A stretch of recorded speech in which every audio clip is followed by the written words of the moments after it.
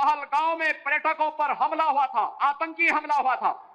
Samajwadi party के नेताओं के बयान किस किस प्रकार के बयान आते हैं, ये पता लगाने में ही कठिनाई होती है कभी कभी कि ये समाजवादी पार्टी के नेता बयान दे रहे हैं या कोई पाकिस्तान का प्रवक्ता बयान दे रहा है।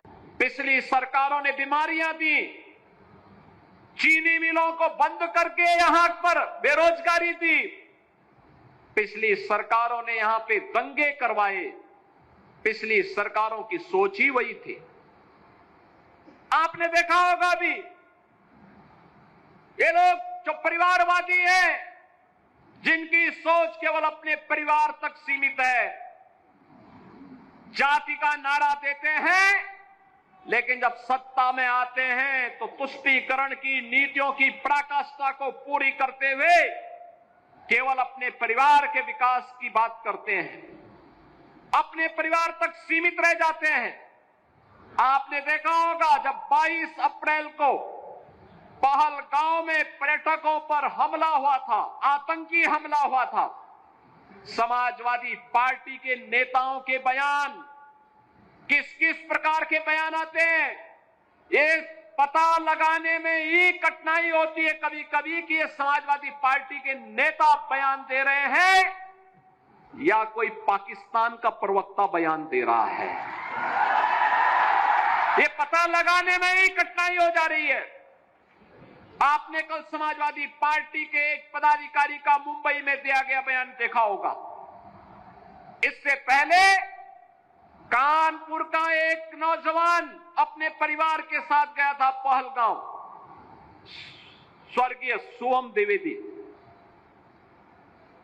द्विवेदी की निर्मम हत्या कर दी गई। जब पत्रकारों ने समाजवादी पार्टी के अध्यक्ष से पूछा कि आप समाजवादी पार्टी आप वहां क्यों नहीं गए, तो उन्होंने कहा कि हमारी पार्टी का थोड़े था। कितना दुर्भाग्यपूर्ण और शर्मनाक बयान है। बहनों और भाइयों, देश की संवेदना होनी चाहिए अपने नागरिकों पर।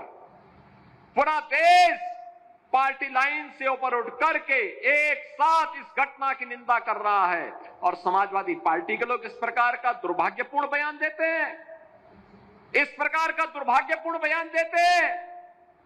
पहलगांव की घटना में उनका एक राष्ट्रीय महासचिव बयान देता है, कहता हिंदू ने हिंदू को मारा है, यानी पाकिस्तान को क्लीन चिट देने की कुत्सित चेष्टा।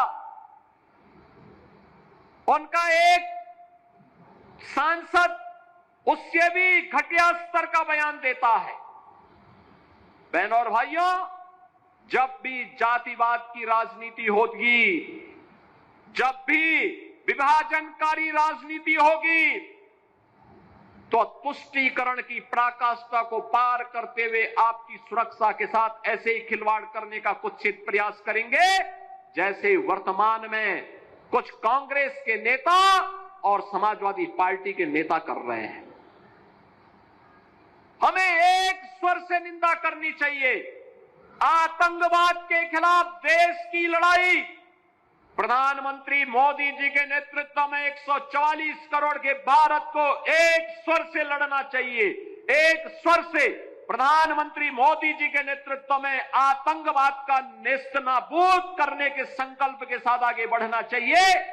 इस संकल्प के साथ अगर हम आगे बढ़ेंगे तो जैसे 10 वर्ष में आपने देश से आतंकवाद को, नक्सलवाद को, उग्रवाद को समाप्त होते हुए देखा होगा, ऐसे ही जो थोड़े तत्व अब सिर उठाने का प्रयास कर रहे हैं, इनके भी जहन्नुम में जाने के दिन बहुत शीघ्र सामने दिखाई देंगे।